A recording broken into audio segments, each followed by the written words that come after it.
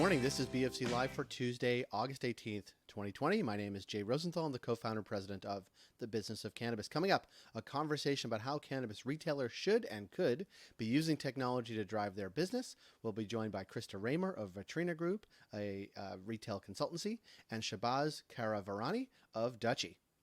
1 week from Thursday, August 27th, join us for a Cannabis Forward networking and education event co-produced with Diversity Talk titled Social Equity and Practice. Sign up on our website at businessofcannabis.ca. That event is made possible with the generous support of Shopify. Thanks to our partners, BDSA, Cannabis at Work, Cannabis Benchmarks, Can Delta, and Torque and Mains. And we are protected by our friends at Alcit. Now, Krista Raymer of Vitrina Group and Shahbaz Kara-Virani of Dutchy.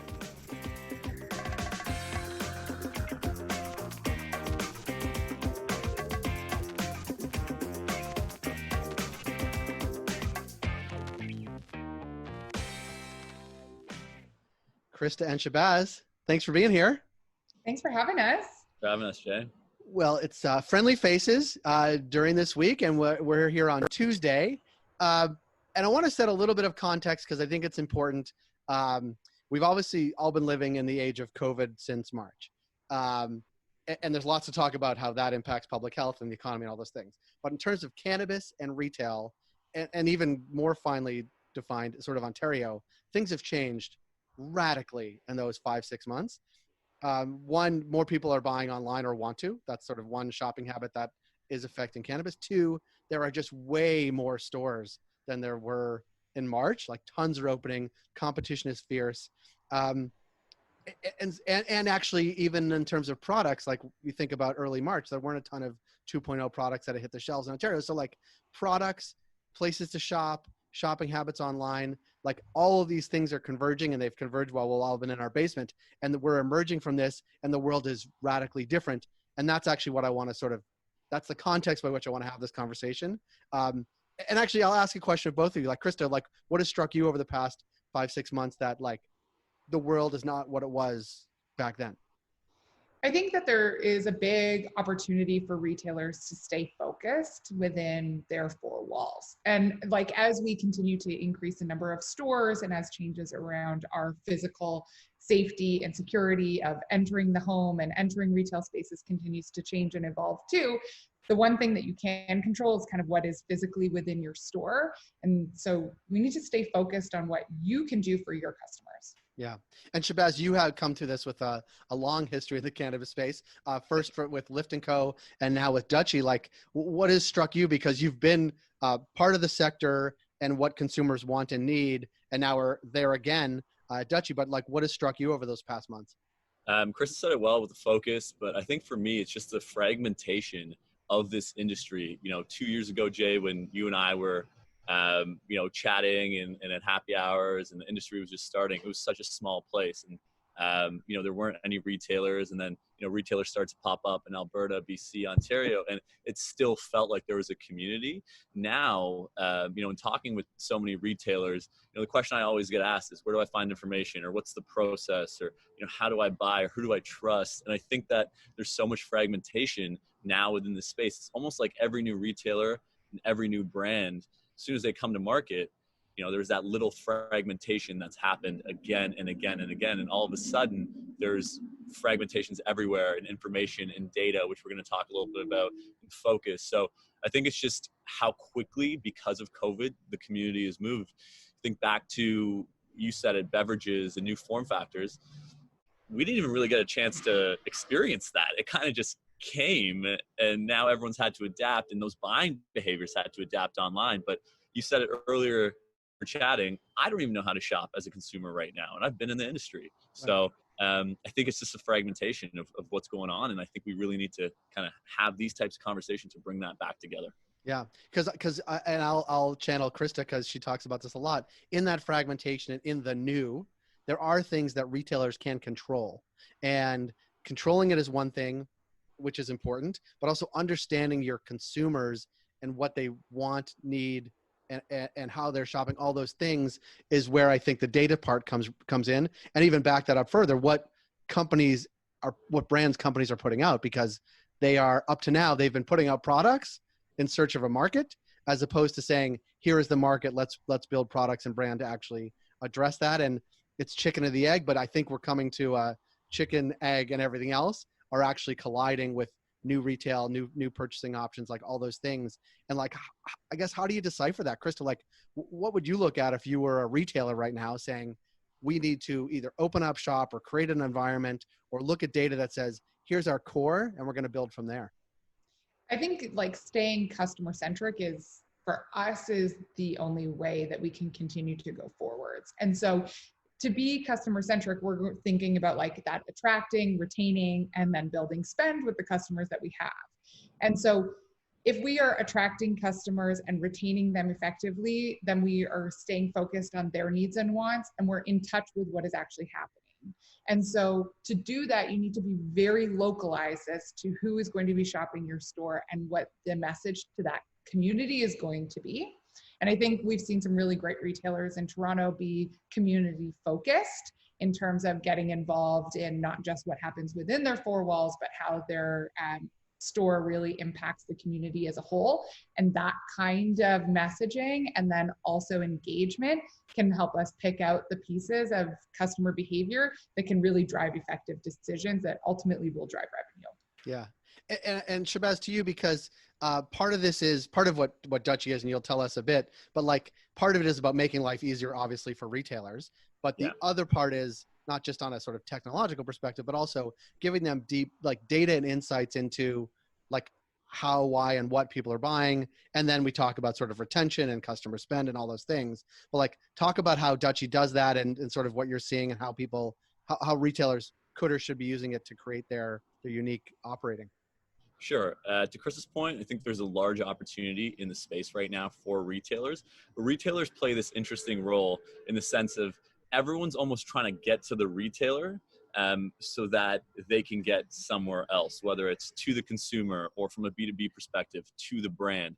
And so, in speaking with these retailers, it's really interesting because, again, they're being bombarded with all sorts of different things. And, if you don't come from a retail environment, even if you come from a retail environment or a cannabis background, it's still very, very challenging going back to those fragmentations. I mean, they're getting called a million times a day. There's 25,000 data providers. There's a million brands. I mean, how do you start to make decisions? And so one of the reasons I love Dutchy and, I love working at Dutchy is because our focus is very much so on the retailers, giving them a solution so that they can focus on merchandising, training their staff, ensuring that there's the best customer experience possible out there. And to your point, Jay, really what we're starting to roll out with is, and there's going to be, hopefully a couple new things, a couple new announcements on the radar, but the idea of kind of two sides. Number one, making it easier for a retailer to focus on their customer. So with our new menu, Dutchy 2.0 that's coming out, it's really focused on how the consumer buys. So instead of having a menu right in front of your face, it's let's shop by categories, let's shop by subcategories, let's start to understand what's popular, what's trending, et cetera. And then on the back end, being able to provide deep insights. And there's a big difference between data and insights. There's a bunch of data out there, OCS data, AGSL data, et cetera, et cetera. We're going to talk about that in a little bit, but there is definitely a difference between data and insights help you tell that story. And I think what a lot of retailers today are missing is those insights and planning for the long term, because things happen so fast in the cannabis space that all of a sudden, new form factors have come out or there's new brands and, before you know it, it's December, January, February, and there hasn't been any data analysis, structural kind of vision for how you want to achieve certain goals as a retailer. It's such a competitive market. So Dutchy really seeks to provide that visibility for retailers. And we're only focused on retailers, which I like because, you both know as well as I do in cannabis, especially in Canadian cannabis, it's very easy to get unfocused and try and, grab every opportunity there. So a huge kudos to the Dutchy leadership for recognizing that and staying focused on the retail path. Yeah. And Krista, I want to ask you, because this is your sort of forte, like if you were a retailer right now, you're just opening up, you have, Dutchy or you're getting data and insights and you're doing everything you can, like, how do you know you're being successful? Because you just open, right? Like month one is great. Month two is maybe the same. Like what would you be measuring and how would you know if you're being successful against those things? Yeah, I think that Shabazz brings up a really important piece, is that data and insights are totally different. So we can collect the information and use data to understand the industry as a whole. And like, let's use the OCS reports as an example of that. We have a concept of what is the large scale pattern, but we need to understand like what is specifically happening in our retail space. And to do that, we need to use the insights that we pull from our own store and our own performance. So if, for example, the first 3 months of our store, we're going to pick that period of 3 months, and then we're going to pick 3 specific key performance indicators and track those. Like, pick what reaffirms your brand, what reaffirms your performance in your store, and then track that information, because you'll be able to actually see where the tweaks or changes that you've made have made a measurable difference. And at the end of that 3-month period, your entire team is all on the same page with what the focus has been. And you know then if we need to pick those same 3 KPIs moving forwards, or we need to adjust and change. But if we're constantly picking new ones, or we're trying to analyze 5 KPIs and we're communicating that to the team, it creates chaos. And so we just need to be focused with what those are. And ultimately, like with Vitrini Group, that's what we do, is we get involved with retailers to help pull out what those 3 KPIs should be or can be for your retail environment, and then drive them home with the changes or with the opportunities that can really result in better performance. Yeah. And Shabazz, to you, because, you know, I'm not aside from the technology we use for Business of Cannabis, I'm not super, I don't know what retailers are using or how they're using it, but I guess from your perspective, like, what does Dutchy provide that retailers like really slick stuff that like they may not even know they need or want, but you guys provide in an ongoing way? Sure. So, you know, I was really happy when I came to Dutchy because I come from a tech background, Salesforce, and I believe that's part of the Salesforce training, that wherever you go next, you have to mention Salesforce. I have to mention that. So shout out to Salesforce.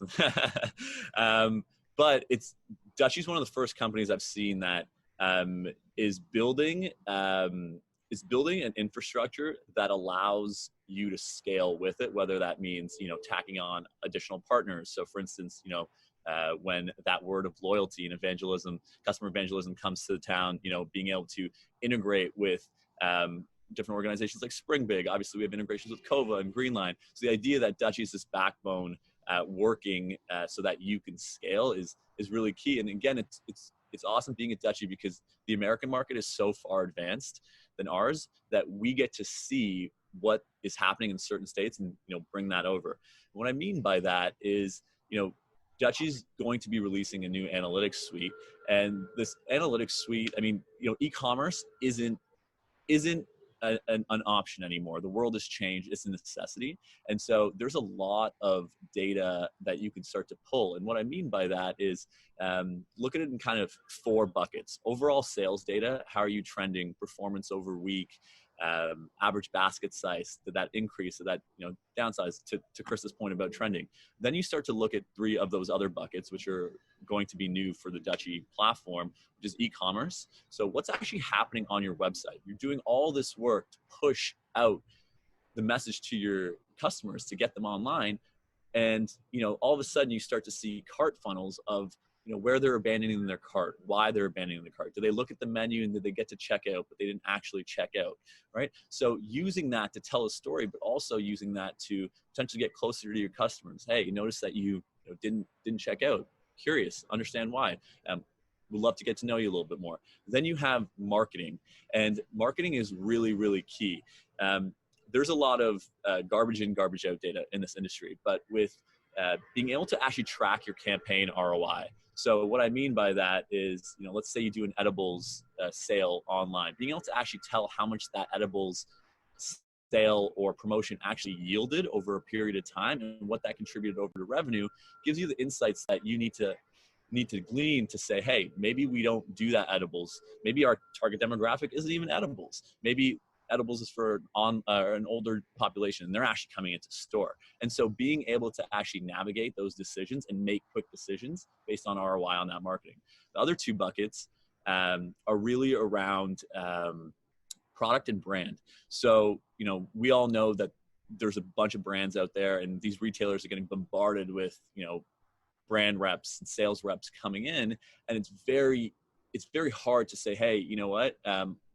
we should have this conversation or we shouldn't have this conversation, but with real data on how those brands are trending up, down within your own micro environment, your own retail environment, not just the aggregate, is super big, because then that gives you consumer insights to start actually identifying your segments and understanding what brands are trending. And, are those brands doing a good job, and are those staff doing a good job selling those specific brands? So I'm really excited. I'm a nerd when it comes to data. I'm really excited when this rolls out for all Dutchy customers, because it further encompasses the fact that retailers are our industry. They're the front lines. And for our industry to succeed, they need to succeed. But that doesn't happen without data, insights, and proactionable decision-making. Yeah. And I think there's something, it's so complicated. It's three-dimensional chess all the time, every day, because there's a bit about, we are a store, we're opening up. It's going to be the steady thing for the next 3, 6, 9, 12 months. Great. That seems easy, right? You do that in a new market, a new regulated industry, with competitors opening every day. Over the past 5 or 6 months, it's been, you can do this, you can't do that, being online, delivery, all those things. I mean, it's super challenging, and I hope we get to a point where we have some steady state with any of these things. But it is super important for retailers, especially ones that are now entering the space and don't have a ton of retail experience, or don't have a lot of cannabis experience, or don't have either, just like the idea of opening a cannabis store. Like, you really need to think about how you're tracking everything, what data you're collecting, like all the things that retailers look at all the time. If you are new, you need to really think about it, or else you will be not successful. Yes, Krista? Absolutely. It's one of those things, and I think Shabazz has touched on it, and the number of insights that we can pull. If you compare and contrast those to larger data outside of your retail store, it will feel like you are chasing something all the time. And like, if we are to take those outside reports and say, these are bestsellers in the industry, and apply them to our own store, and we're like, those are not my bestsellers, and it creates this conversation about, should they be our bestsellers? Why aren't they our bestsellers? It's like, no, like, you might have a customer base that those aren't the best sellers for the customer base. So like, let's focus in what is going on within the store, and then make decisions around that. And that kind of data collection and these insights, I cannot like highlight the importance enough of just staying focused with what is important to you and your brand and your team. Because there's so much going on, and when you chase that, the results will be nothing. So if we aren't focused, and we've watched this happen with tons of retail businesses outside of cannabis, when they're not focused, they totally lose the market share, and they lose their customers. Their customers aren't happy, their team members aren't happy, and ultimately they are not profitable. So the best retailers are the ones that focus on their customers that are in store in front of them, or on their website and shopping with them, their team and what is happening with their team, and then pushing out the profitability from that side. Yeah. And Shabazz, thinking about that, because that was really, I mean, you could encapsulate that, Krista, what you just said. And I think I will when we're done. Cut that and just keep pushing out what you just said, because I think it's valuable advice to retailers current and future. But Shabazz, like, what would you suggest sort of retailers think about and do, either ones that are already open and looking for success, or ones that are about to enter the marketplace? And maybe we know that yesterday the RSAs are moving faster in Ontario, which is great news. But what would your recommendation be as folks looking to enter the space or ramping up?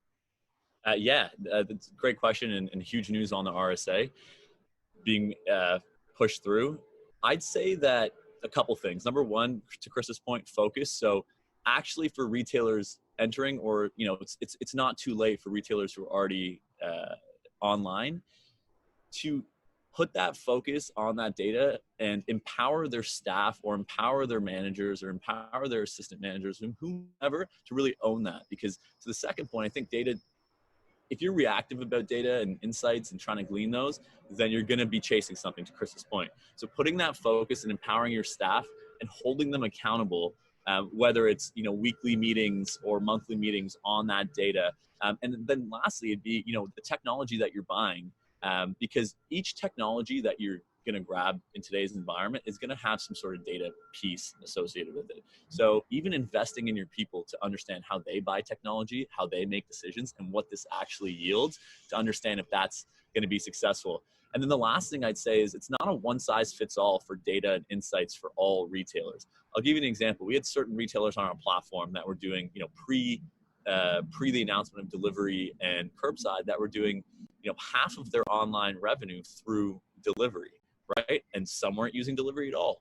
And so for those retailers to see that gap in revenue now from not having delivery, you got to go back to the data and you got to go back to the insights to start to understand how do you start to recover some of that revenue and actually grow and push forward. Because, if you're getting 500K a month in delivery and all of a sudden that gets taken away, where are you going to go to next and what story are you going to tell? Because before you know it, I keep going back to it, but it's 6 months down the road and now you're reactive to what your competitors are doing. So those would kind of be the 4 or 5 points I'd tell a retailer today, that it's really, really important that it's part of your strategy and it's not an afterthought.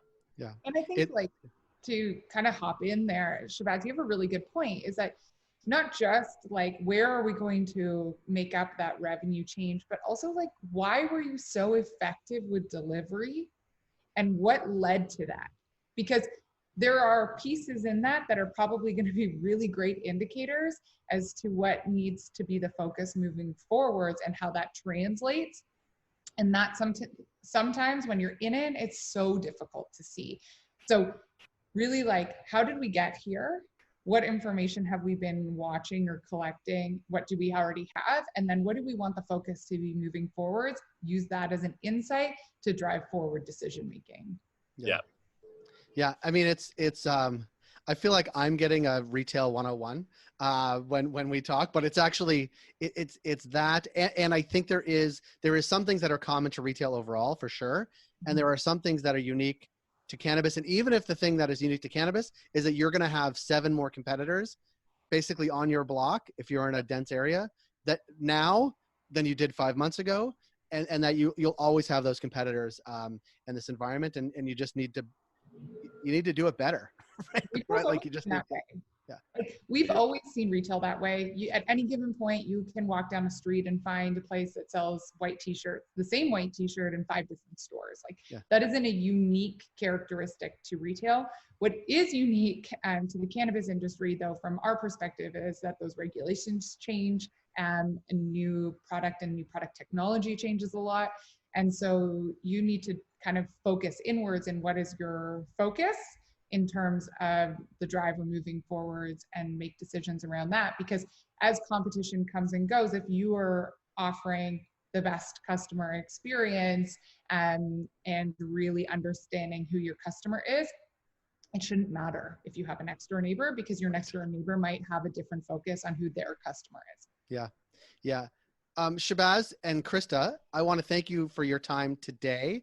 This is the inflection point of what I think the future of cannabis retail is going to be. So the timing is fortuitous and the insights are expert. So I appreciate the time as always. And Shabazz, keep growing the beard. It looks good. And Krista, it's nice to see you as always. And we'll connect with everybody down the road. Sounds good. Thanks, Jay. Thanks, Krista.